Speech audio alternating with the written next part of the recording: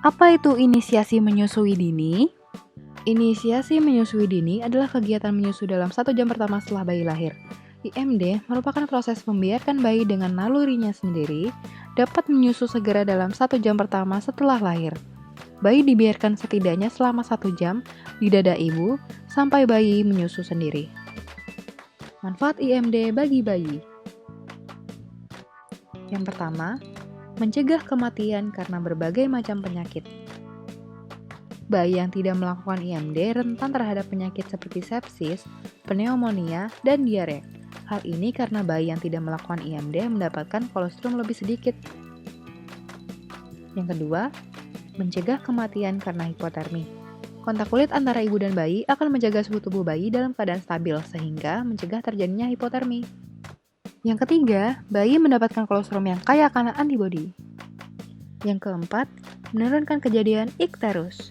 IMD dapat menurunkan kejadian ikterus karena kontak kulit yang terjadi pada saat IMD akan menormalkan kadar bilirubin dalam tubuh bayi dan akan lebih cepat dalam pengeluaran mekonium. Yang kelima, terciptanya bonding yang baik antara ibu dan bayi.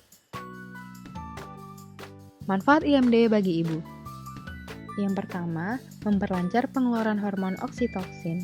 Yang kedua, ibu tidak akan mengalami menstruasi dalam beberapa bulan atau bisa dipakai sebagai KB alami. Yang ketiga, uterus akan berkontraksi lebih cepat sehingga mempercepat proses pemulihan rahim untuk persiapan kehamilan kembali. Yang keempat, mengurangi kemungkinan pengembangan kanker payudara, kanker ovarium, urinary tract infections, dan osteoporosis. Tata cara pelaksanaan IMD. Setelah lahir, bayi secepatnya dikeringkan seperlunya saja. Bayi ditengkurapkan di dada atau perut ibu. Kulit bayi melekat pada kulit ibu. Lalu, bayi dibiarkan untuk mencari puting payudara sendiri. Jika bayi belum menemukan puting susu ibu dalam waktu 1 jam, posisikan bayi lebih dekat dengan puting susu ibu secara lateral. Apa itu manajemen laktasi? Manajemen laktasi merupakan usaha atau cara yang dilakukan untuk mencapai keberhasilan menyusui. Ruang lingkup pelaksanaan manajemen laktasi diantaranya yaitu masa kehamilan atau antenatal.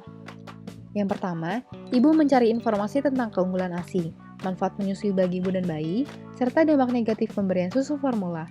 Yang kedua, ibu memeriksakan kesehatan tubuh, kehamilan, dan kondisi puting payudara. Yang ketiga, ibu melakukan perawatan payudara sejak kehamilan berumur 6 bulan hingga siap menyusui.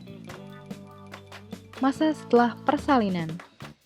Dalam hal ini, bayi harus mendapatkan cukup ASI yang dilanjutkan dengan cara menyusui yang baik dan benar, baik posisi maupun cara melekatkan bayi pada payudara ibu. Ibu nifas diberi kapsul vitamin A dosis tinggi dalam 2 minggu setelah melahirkan. Masa menyusui atau postnatal. Setelah bayi mendapat ASI pada minggu pertama kelahiran, ibu harus menyusui bayi secara eksklusif selama 4 bulan pertama setelah lahir. Saat menyusui, ibu memerlukan makanan 1,5 kali lebih banyak daripada biasanya dan minum minimal 8 gelas sehari. Ibu harus cukup istirahat untuk menjaga kesehatannya. Bagaimana langkah-langkah menyusui yang benar? Perhatikan posisi badan ibu dan badan bayi.